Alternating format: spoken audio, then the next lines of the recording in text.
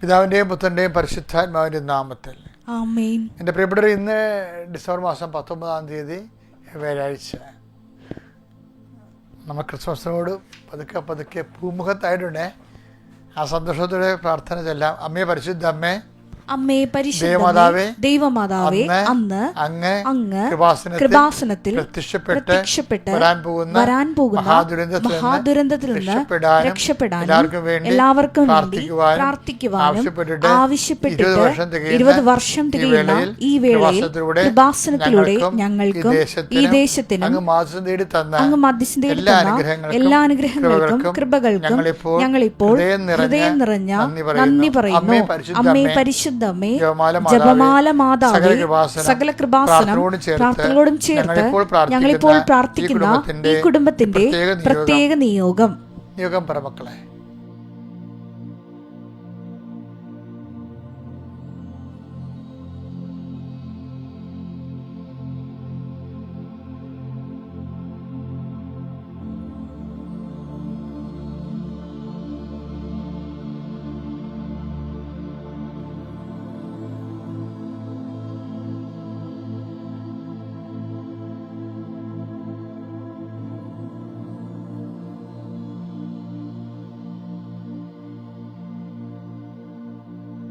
അമ്മയുടെ പ്രത്യക്ഷീകരണത്തിന്റെ ഈ ദ്വാദശക വേളയിൽ ഞങ്ങൾക്ക് സാധിച്ചു തരുവാൻ കനിയണമേ.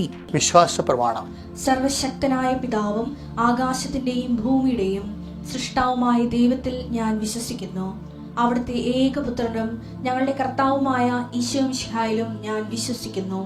ഈ പുത്രൻ പരിശുദ്ധാത്മാവിനാൽ ഗർഭസ്ഥനായി കന്യകാമറിയത്തിൽ നിന്ന് പിറന്ന് പൊന്തിയോസ് പീലാത്തോസിന്റെ കാലത്ത് പീഡകൾ സഹിച്ച് കുരിശിൽ തറയ്ക്കപ്പെട്ട് മരിച്ച് അടക്കപ്പെട്ട് പാതാളങ്ങളിൽ ഇറങ്ങി മരിച്ചവരുടെ ഇടയിൽ നിന്ന് 3-ാം നാൾ ഉയർത്ത് സ്വർഗത്തിലേക്ക് എഴുന്നള്ളി സർവശക്തിയുള്ള പിതാവായ ദൈവത്തിന്റെ വലതുഭാഗത്തിരിക്കുന്നു. അവിടെ നിന്ന് ജീവിക്കുന്നവരെയും മരിച്ചവരെയും വിധിക്കുവാൻ വരുമെന്നും ഞാൻ വിശ്വസിക്കുന്നു. പരിശുദ്ധാത്മാവിലും ഞാൻ വിശ്വസിക്കുന്നു. വിശുദ്ധ കത്തോലിക്കാ സഭയിലും പുണ്യവാന്മാരുടെ ഐക്യത്തിലും പാപങ്ങളുടെ മോചനത്തിലും ശരീരത്തിന്റെ ഉയർപ്പിലും നിത്യമായ ജീവിതത്തിലും ഞാൻ വിശ്വസിക്കുന്നു. ആമേൻ. സ്വർഗ്ഗസ്ഥനായ ഞങ്ങളുടെ പിതാവേ, അങ്ങയുടെ നാമം പൂജിതമാകണമേ. അങ്ങയുടെ രാജ്യം വരണമേ. അങ്ങയുടെ തിരുമനസ് സ്വർഗത്തിലെ പോലെ ഭൂമിയിലും ആകണമേ. അന്നു വേണ്ടുന്ന ആഹാരം ഇന്ന് ഞങ്ങൾക്ക് തരണമേ. ഞങ്ങളോട് തെറ്റ് ചെയ്യുന്നവരോട് ഞങ്ങൾ ക്ഷമിക്കുന്നത് പോലെ ഞങ്ങളുടെ തെറ്റുകൾ ഞങ്ങളോടും ക്ഷമിക്കണമേ. ഞങ്ങളെ പ്രലോഭനത്തിൽ ഉൾപ്പെടുത്തരുതേ, തിന്മയിൽ ഞങ്ങൾ രക്ഷിക്കണമേ. ആമേൻ. നന്മ നിറഞ്ഞ മറിയമേ, സ്വസ്തി. കർത്താവ് അങ്ങയുടെ കൂടെ സ്ത്രീകളിൽ അങ്ങ് അനുഗ്രഹിക്കപ്പെട്ടവളാകുന്നു. അങ്ങയുടെ ഉദരത്തിൻ ഫലമായി ഈശോ അനുഗ്രഹിക്കപ്പെട്ടവനാകുന്നു. പരിശുദ്ധ മറിയമേ, തമ്പുരാന്റെ അമ്മേ, പാപികളായ ഞങ്ങൾക്ക് വേണ്ടി ഇപ്പോഴും ഞങ്ങളുടെ മരണസമയത്തും തമ്പുരാനോട് അപേക്ഷിക്കണമേ. ആമേൻ. നമുക്ക് ഇന്ന് അനുദിന അനുഗ്രഹ പ്രാർത്ഥനയിലേക്ക് വരാം.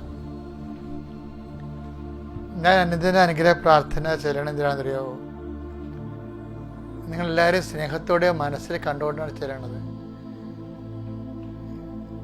നിങ്ങളാരും വേദനിച്ച് ഇന്ന് രാത്രി കിടന്നുറങ്ങാൻ ദൈവം അനുവദിക്കരുത്. നിങ്ങൾ പോകുന്ന വഴികളെല്ലാം ദൈവത്തിൻ്റെ വാഗ്ദാനം അനുസരിച്ച് ദൈവത്തിൻ്റെ സാന്നിധ്യം കൂടെ ഉണ്ടാകണം. നിങ്ങളെല്ലാം വിശ്വാസത്തിൻ്റെ സുവിശേഷത്തിൻ്റെ വലിയ സാക്ഷികളായിട്ട് ജീവിക്കണം. കർത്താവേ, അങ്ങയുടെ മക്കൾ തലകുനിക്കാൻ നീ അനുവദിക്കരുത്.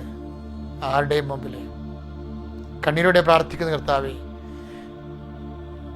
നിന്റെ വിശുദ്ധ പൗരോഹിത്യത്തെ നീ മഹത്വപ്പെടുത്താം. കർത്താവേ, നിന്റെ തിരുമുറുവാർന്ന് വലതുകരം ആണിപ്രതാടുന്ന അത്ഭുതകരത്താൽ കർത്താവേ അയാളുടെ മക്കളുടെ ശിരസിൽ വെക്കണേ പ്രാർത്ഥിക്കുന്നു. അടിപ്പഴ പോലെ കർത്താവിന് ശക്തി ഒഴുകട്ടെ.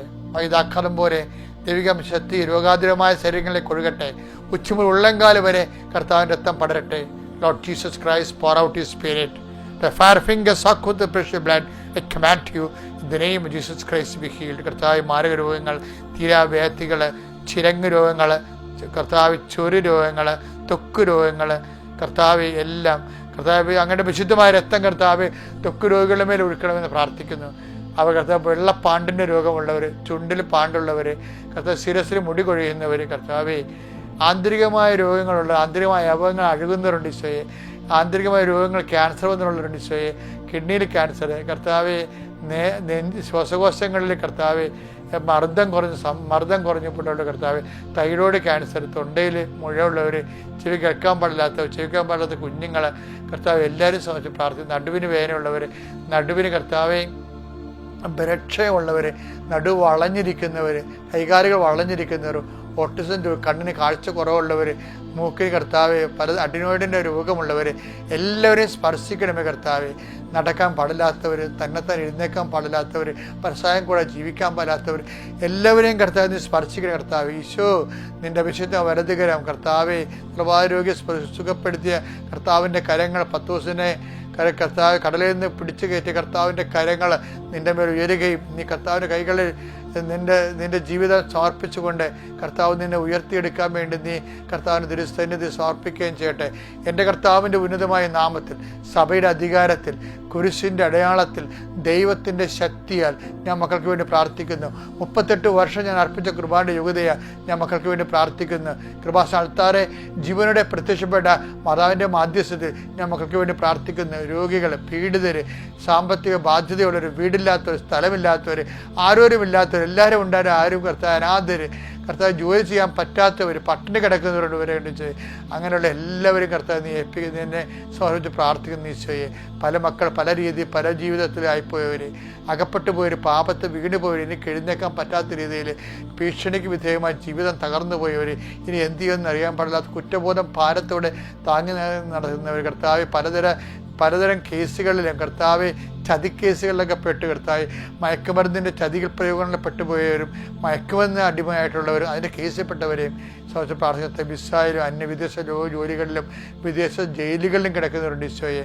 കർത്താവ് എല്ലാവരെയും സംബന്ധിച്ച് പ്രാർത്ഥിച്ചോയെ. മത്സ്യത്തൊഴിലാളി സഹോദരങ്ങൾ, കടലോരങ്ങളിലെ എല്ലാ അവസ്ഥകളും കർത്താവ് സമർപ്പിച്ച് പ്രാർത്ഥിക്കും. എൻ്റെ കർത്താവിൻ്റെ ഉന്നതമായ നാമത്തിൽ സഭയുടെ അധികാരത്തിൽ കുരിശിൻ്റെ അടയാളത്തിൽ വിശ്വാസ ത്യാഗികളുണ്ട് ഈശോയെ, സഭാത്യാഗികളുണ്ട് ഈശോയെ. അവരെല്ലാം കർത്താവ് അങ്ങ് പുനഃസ്ഥാപിക്കണേ, പുനരുദ്ധരിക്കണേ പ്രാർത്ഥിക്കുന്നു. എൻ്റെ കർത്താവിൻ്റെ ഉന്നതമായ നാമത്തിൽ സഭയുടെ അധികാരത്തിൽ കുരിശിൻ്റെ അടയാളത്തിൽ കർത്താവ് അങ്ങനെ മക്കളെ ആശീർവദിക്കണേ പ്രാർത്ഥിക്കുന്നു. മരണ വീടുകൾ, രോഗവീടുകൾ, കലഹത്തിൻ്റെ വീടുകൾ, മക്കൾ പിരിഞ്ഞ് മാതാപിതാക്കന്മാർ പിരിഞ്ഞുപോയ വീടുകൾ, അത് ഇങ്ങനെ അലങ്കോലപ്പെട്ട അനാധീനമായി പോയിട്ടുള്ള വീടുകളെല്ലാം കർത്താവിൻ്റെ പരിശുദ്ധമായ തലക്കെട്ട് യേശുക്രിസ്തു ഉന്നതമായ നാമത്തിൽ സഭയുടെ അധികാരത്തിൽ കുരിശിൻ്റെ അടയാളത്തിൽ ദൈവനാമത്തിൽ എല്ലാ തിന്മകളും ഈശോനാമത്തിൽ കൂടി തുടച്ചു മാറ്റപ്പെടട്ടെ. Lord, infuse the spirit of power and grace. മക്കളെ, നമ്മളിന്ന് വായിക്കുന്ന സുവിശേഷം ഒരു പ്രവാചക ഗ്രന്ഥമാണ്. യെശയ്യാ 17:11. നടുന്ന ദിവസം തന്നെ അവ മുളയ്ക്കുകയും ആ പ്രഭാതത്തിൽ തന്നെ അവ പൂവിടുകയും ചെയ്താലും ദുഃഖത്തിന്റെയും അപരിഹാര്യമായ വേദനയുടെയും ദിനത്തിൽ അതിന്റെ വിളവ് നശിച്ചു പോകും. അനുഭവിക്കാൻ പറ്റത്തില്ല. ആൾക്കാർക്ക് ഭയങ്കര ആക്രാന്തമാണല്ലോ. പക്ഷെ ഇതിൻ്റെ വിഷയം ഇതൊന്നുമല്ല. ഇതിൻ്റെ മുകളിൽ പറഞ്ഞ വചനങ്ങൾ വായിക്കുമ്പോൾ നമുക്ക് മനസ്സിലാകേണ്ടത്, അതായത് മനുഷ്യന്മാർക്ക് ദൈവത്തെ അംഗീകരിക്കുന്നത് പോരായ്മയെ കരുതിയത് കൊണ്ട് റോമ 1:29 പറയും, ആത്മവികാരങ്ങൾക്ക് അവരെ ഏൽപ്പിച്ചു കൊടുത്തു. ചില ആൾക്കാർക്ക് ദൈവത്തെ അംഗീകരിക്കുന്നത് പോരായ്മയാണ്. വേറെ കഥയൊന്നുമില്ല. മറ്റുള്ള മുമ്പിൽ താനൊരു ബുദ്ധിജീവിയുടെ ഒരു കുപ്പായം എടുത്തിടണമെന്ന് മാത്രമേ ഉള്ളൂ. എന്താ കാര്യം വെച്ച് കഴിഞ്ഞാൽ ഞാൻ അഭ്യസ്തവിദ്യനാണ് എന്നുള്ളത്. പക്ഷേ ഇങ്ങനെ ഇത് തന്നെ ഒരു മനുഷ്യൻ്റെ ഏറ്റവും വലിയ ദുരന്തം എന്ന് പറയണത്. സമൂഹം മറ്റ് ദൈവത്തെ തള്ളിപ്പറയാനുള്ള നിങ്ങളവർക്ക് തൻ്റെ ഇടമാണ്. തൻ്റെ ഇടമല്ല, അതൊരു പീഡിത്തമാണ്. എന്ന് വെച്ച് കഴിഞ്ഞാൽ തന്നെ എല്ലാം ആശ്രയിച്ചു കൊണ്ട് താനാണ് ദൈവം. ശരിക്കും ദൈവത്തെ തള്ളിപ്പറയുന്നതിൻ്റെ മുമ്പിൽ ഒരിക്കലും ദൈവത്തെ നമുക്ക് ഇവിടുത്തെ പ്രശ്നം എന്ന് വെച്ച് കഴിഞ്ഞാൽ ഒരു വായുവിനെ തള്ളി മാറ്റിക്കഴിഞ്ഞാൽ വേറൊരു വായു വന്ന് കയറത്തില്ലേ? എന്തായാലും ബാലൻസ് ചെയ്യത്തുള്ളൂ. ദൈവം തള്ളി മാറ്റിക്കഴിഞ്ഞാൽ ഇപ്പോൾ ഭർത്താവ് ഇരിക്കേണ്ട ഭർത്താവ് ഇരുന്നതിനെ പട്ട് കയറിയിരിക്കുമെന്ന് പറയത്തില്ലേ? അതുപോലെ ദൈവത്തെ മാറ്റി ദൈവം ഇരിക്കേണ്ട സ്ഥലത്ത് ദൈവം ഇരുന്നില്ലെങ്കിൽ അതുപോലെ തന്നെ ഇതുപോലെയുള്ള താൻ തന്നെ ആയിരിക്കും അവിടുന്ന് ദൈവമായിട്ടിരിക്കാൻ പോകുന്നത്. തൻ്റെ കേമത്വം, തൻ്റെ പ്രഭ, തൻ്റെ വിദ്യാഭ്യാസം, തൻ്റെ ചിന്താഗതി, താൻ ഫോളോ ചെയ്യുന്ന പ്രത്യയശാസ്ത്രം, ഇതൊക്കെ ഇങ്ങനെ കെട്ടിക്കൊഴിച്ചു. ദാറ്റ് മീൻസ് താൻ തന്നെ.